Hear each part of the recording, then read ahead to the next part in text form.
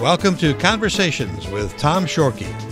Conversations explores the past, the present, and the future of the communities in which we live through the eyes of interesting individuals. Now let's join our host, Tom Shorkey.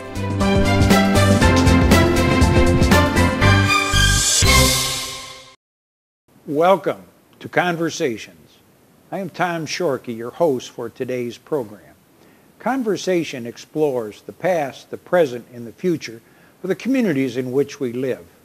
And we do it through the insight and the eyes of individuals who have made a difference for the quality of life that we enjoy in our area. Today's guest with us is Bill Danneels from Marine City. Bill was born on January 1st, 1929.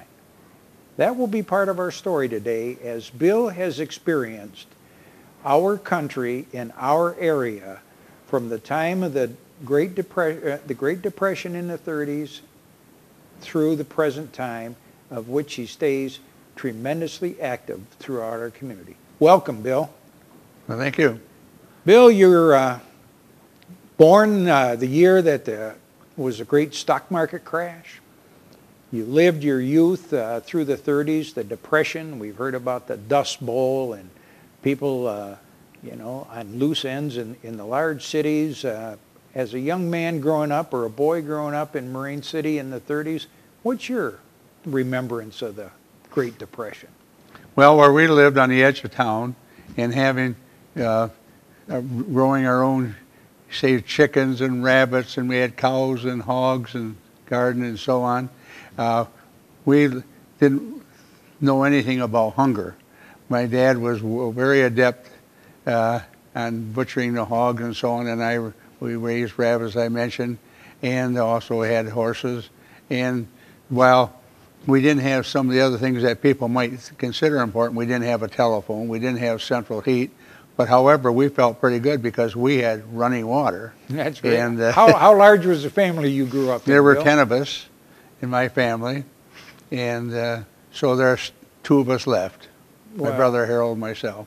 Bill, growing up in the 30s, early 40s, that put you in high school during World War II. Probably about an 8th grader or so when Pearl Harbor happened.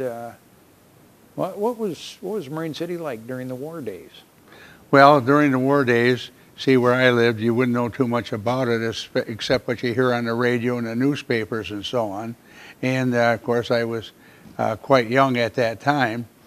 And so you had the usual where people had their coupon books, I forget what the exact title, if you're going to get meat and sugar and so forth. So you went through that. And then usual, you try to keep up on the news about, what's happening in the war and so on. And so it really affected you if you happened to know some of the people who, were killed during the war. And, of course, that was the depressing part of the war, of course. And but basically, our life went on as usual. Then they had the area where you had the neighbor who might be in charge of the group. You had drills where you'd go around. We had a group. I belonged to this group where we'd go around and check to see if the people had their lights turned out at night, or if you could see through the draperies and so on. So that was part of the operation. But basically, that was the only part that we would be affected in, which was very little. Well, you graduated from high school, I think it was 1946. I know, checking your yearbook, that in the mid-40s there, Marine City was kind of a powerhouse in a number of sports, but who was your favorite teacher back in the old Marine City High School days? Well, I had a lot of respect for my teachers but there are always a few you will stand out in your mind. For instance, Florence Yackham. She was one of my high school teachers, taught the business subjects. I think I had her for typing. And then when I came back after I got out of the Navy as a teacher, I ended up being back at the high school teaching in the business area. And of course, Harold Jones was also a principal and taught government. I had a lot of I learned a lot from him. And then when I look at it, you have to look at the coaching too. Ralph Finks was our coach, football coach during my junior year, and he was my principal. And he was also, when I came back teaching, he was superintendent of schools. And so when I look at the number of people I got to know, I was very lucky. As I said, I felt that I had a good high school education. And Bill, back then, of course, people now, they know Marine City High School's out on Ward Street. They know St. Clair High School's out on Clinton. It's in St. Clair. It's a little easier to identify where the old high school was because it's the old middle school in the middle of town on 6th Street. But if somebody was new to town and said, well, gee, where was the high school in Marine City? Where was it?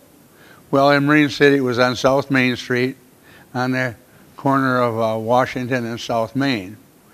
And so you're right. Now that's called, Walnut Village. Walnut Village, senior housing or something. Senior, yeah. Right.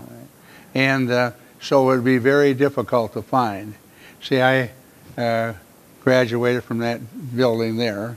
And so then when they built the new high school, then that became, they called it the junior high. So then later, when they built the junior high, they had the addition onto the high school, then that building was, the old buildings were demolished.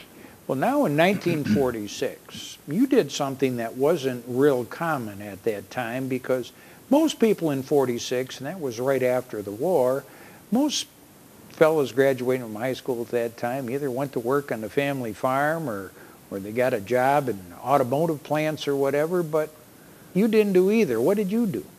Well, I was trying to decide, really, I guess my goal was to get out of high school, get a job, and buy a fancy yellow convertible. That's a good one. And, but I think it was February or March of my senior year, Harold Jones, the principal, called me in and said, are you going on to college? And I said, I don't think so. Why, do you think I can cut it? I can make it? He said, oh yeah, I think you can do it. So I went on to college.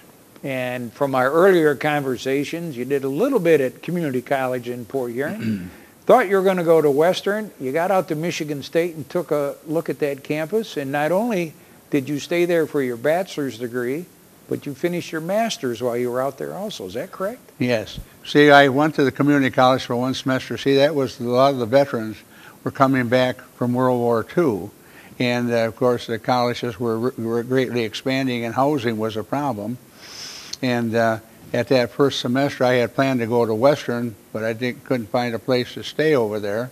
So then the second semester, I transferred over to Western, and I stayed there for a year and a half later. But then I visited Michigan State.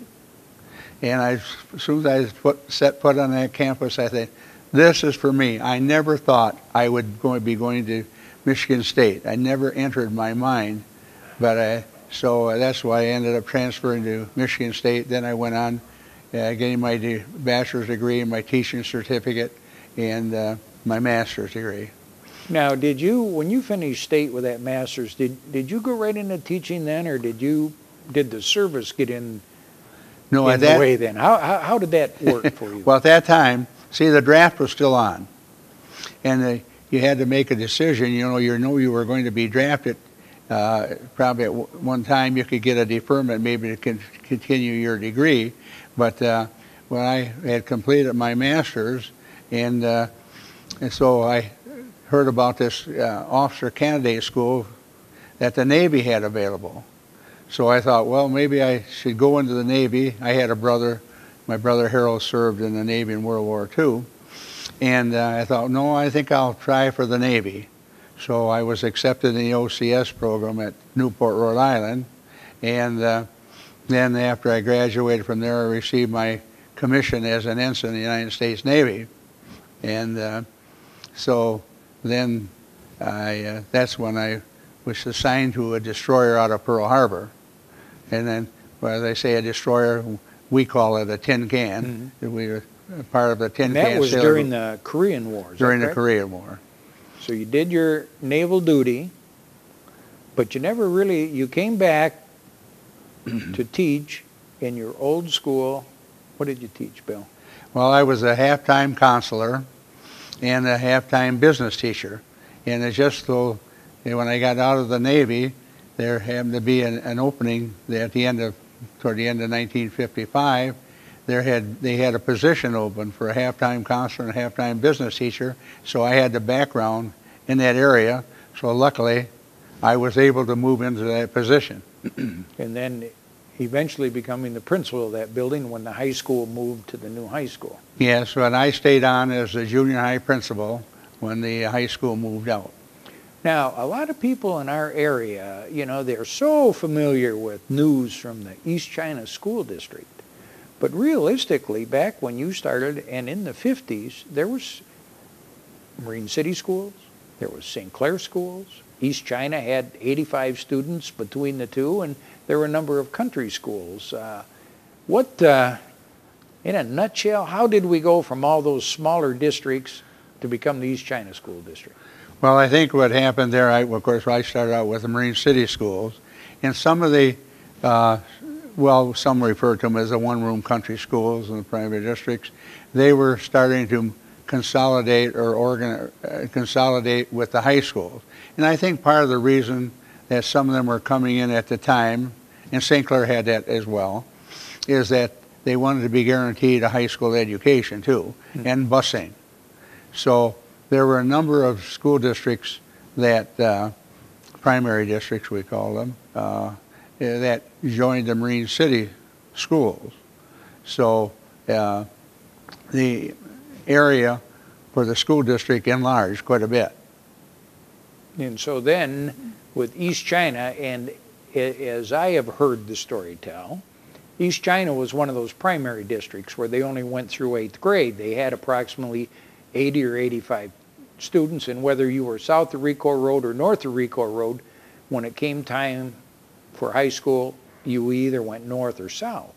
But in the late 50s, around 1958 to 1961, Detroit Edison decided to build a power plant right in the middle in the East China Township. And then it came time to decide what are these communities going to do with the tax base. So what happened? Well, there's no doubt the tax base in East China enlarged tremendously. And so at that time, is what you said, that when I was told the kids in south of Ricoh Road came to Marine City. But there's sort of a quirk in the law.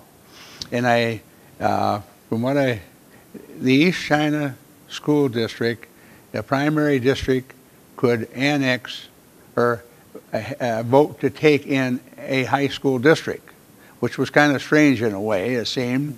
I don't know all the ramifications of the law, but so the East China Board voted to take in Marine City.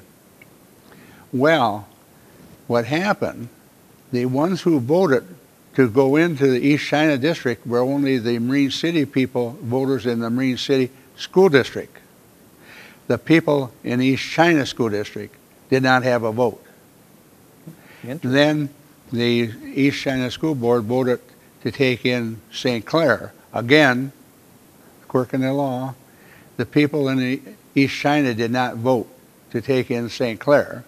Only the voters in St. Clair district had a vote.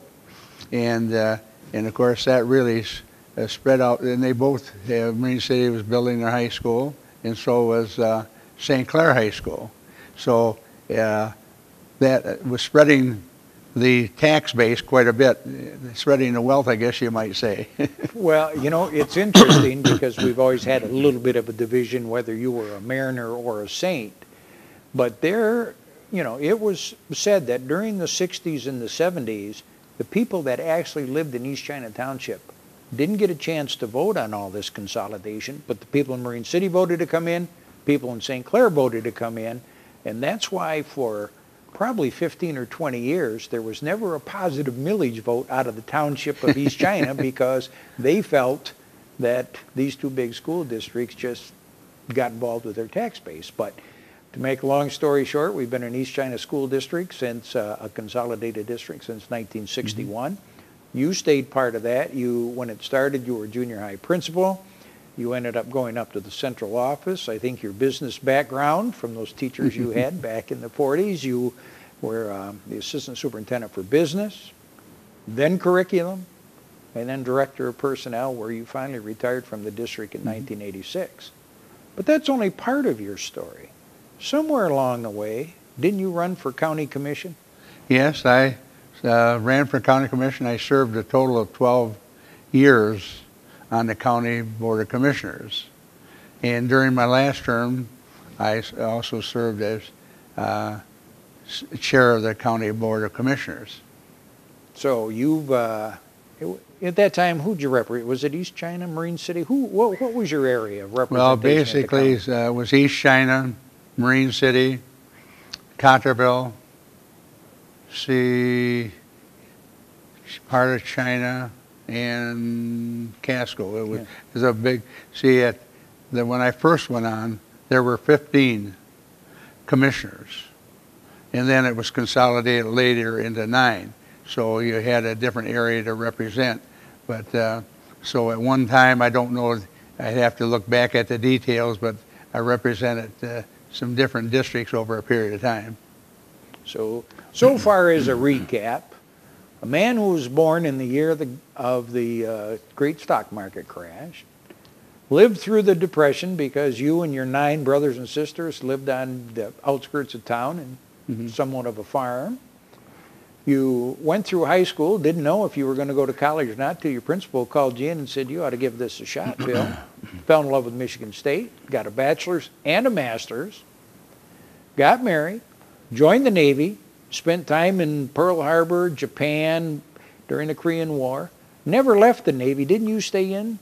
Yes, I stayed in the Naval Reserve, and I liked the Navy. My wife, Margaret, she enjoyed the Navy life. But going back to where we live, see, when I was growing up, well, my dad was born in Belgium, by the way. He came over when he was about 6 years old. And, well, there were 10 of my family. Well, one of my brothers died before I was born, so I really didn't know him. But there were 10 in the family, of my family. And so this is how and I decided to stay in the Navy, and it was the Navy was great for me. Well, Marine City was when I look back at my schooling, but the Navy activities changed my career opportunities, you might say, the expansion of responsibility and looking at the world a little differently. So I stayed on in the Navy, Naval Reserve, and so I ended up with my active duty time. My reserve time I had 26 years in. And what rank did you retire at? I retired as a captain in the United States. Captain of the Navy. Very good. And didn't you used to marry people in Marine City? How did you do that? Oh, yes. When I was a municipal judge, I not only they bring this forcing of people might be, well, speeding or family disputes and ordinance violations, but I also had authority to marry people. So most of the weddings would take place at house. Sometime I'd be going to another place in Marine City to perform the wedding, or even down at the city hall. So Margaret would usually put flowers and that on the piano and so on, and I'd perform the wedding ceremony at the house. You're just a jack of all trades. Yeah. You've been retired from the school district since 1986, but you are very involved in the Pride and Heritage Museum in Marine City. Just tell us a little bit about what's the Pride and Heritage Museum. Well, see, the Pride and Heritage Museum is, I'm so enthused about what was going on when they started that museum in 1983. I got to know some of the people and looked at the things that they were trying to do as far as retaining or keeping, developing pride, I would say, in the heritage of the people in Marine City and our community and how we develop. So I've been a volunteer there for over 20 years. People that don't know Old Marine City don't realize that, the high school is nicknamed the Mariners, and I know lately with our successful football teams, there's harpoons and skull and crossbones, but really they were named the Mariners because along the shores of the Bell River was one of the biggest shipbuilding areas. Is that accurate? Right. Yeah, there were four main shipyards on the Bell River and four major on the Bell River and one major shipyard on the St. Clair River at the foot of Broadway. What's the biggest change you've seen in Marine City in your 80 plus years, Bill? What's the biggest change? And going back to the mention about Bell River, see, one of the things we have at the museum, which is I think one of the highlights, we have a diorama which is 36 feet long by 4.5 feet deep, or excuse me, wide, which shows the Bell River in 1885. So I think that's one of the highlights that we have at our museum. Now, big changes in Marine City, it has to do with the change in the downtown, the merchandising and so on. You know, we had a major downtown. I guess if you look back historically, we would have strip malls, one row of streets, stores on each side. And so that really has changed over the years. And we're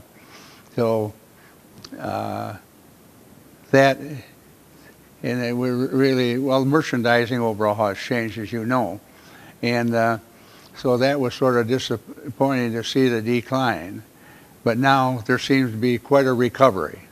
There does seem to be a recovery. Tell us a little bit about all the action that goes on in downtown Marine City now. Well, looking at Marine City, I think we have, I talk about our lifeblood. Part of it is, I feel, is the St. Clair River and the ferry to Canada. And what I have seen the change, which I had not anticipated, especially in a couple of ways. One is the number of antique stores we have in town. Then to have 2 live theaters. Now that I did not anticipate at all. And who would have thought we'd end up here? We had an old theater that closed years ago. Now we end up with 2 live theaters. Plus now the Mariner Theater, as you know, has been revamped, and the Titanic exhibit is in there. So that is some of the main changes downtown, plus the number of restaurants that we have downtown. And I think the people like to come into Marine City. They can maybe go to the theater, go to have dinner, or go out for dinner. And then we have also the Sweet Tooth, we call it, some would say ice cream place, but it has that too, as well as candy and so on. So we have, and you can walk downtown. You don't have a main drag where a lot of cars like M29 going through. You can walk back and forth across the streets and feel that you're safe, you might say, as far as not worry about traffic. It's interesting that Marine City still has the old stores on both sides of the downtown. Water Street used to be called Front Street because it fronted the river, I believe. Compared to other communities that have kind of mowed down those old buildings and kind of modernized or made malls out of their downtown. So what people have said is, if you go downtown Marine City in the evenings, and I always thought it was summertime, the last year or two, with your theaters and your restaurants and the Titanic exhibit, they said it has a feel like you're in Charlevoix or something in peak season. But now it's year-round because the plays are going on. I think during the holiday season, the Riverbank Theater was sold out. Cars, and it's a good thing you can walk around because it's hard to find a parking place. Well, when I go downtown, when I see all those cars, if people complain about parking, I say, great. That means we're busy. Now, however, looking at parking, whenever I've gone downtown in the evening going to the play, I've never had to really walk more than a block or so. The last time was when they had the band there, the Great Lakes Band Group, and I only had to walk well, you might say 2 blocks. I parked by the Community Priorities Harry's, just headed toward the river, and I was right there. And really looking back, basically, when going to the theater or the restaurant, I haven't had to walk more than a block. As you can tell, and well, we're used to wanting to park right down in front of places. As for our listening audience, you can see now why Bill was a guest on our show today, because not only a product of the public school systems in our area, served his country, went to a land-grant university, Michigan State, for a couple degrees, worked for the school district for a long time, gives of his time through the Pride and Heritage Museum, and if you were really looking for a cheerleader for your community, Bill could probably wear that hat also. I'd like to ask you, Bill, you've been around the community pretty much your life. You've been involved in politics with the county commission and with volunteer work with the museum, the school district, the naval experience that you've had. When we celebrate a couple more years yet, your 100th birthday, and we'll bring you on the show, we'd like to ask you, what would you like to be remembered for?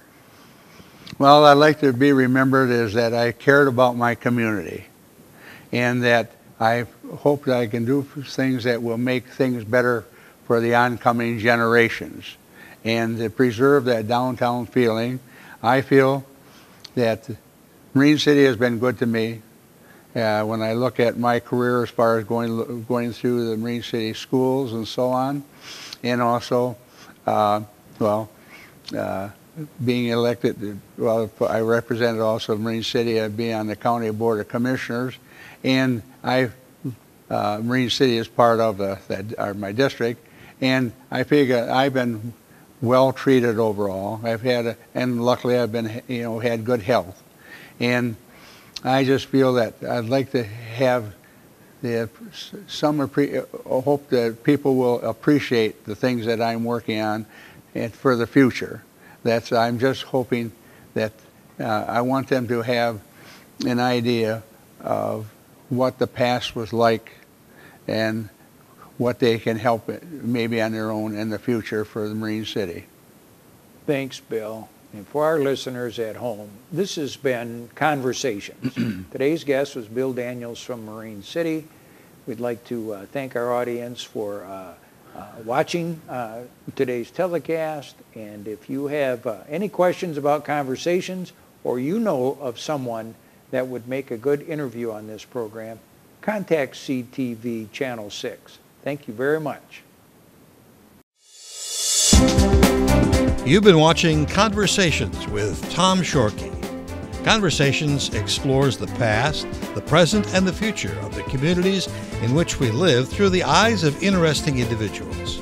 If you have an idea for a future conversation, please contact us at www.watchctv.org. Thanks for watching Conversations with Tom Shorkey.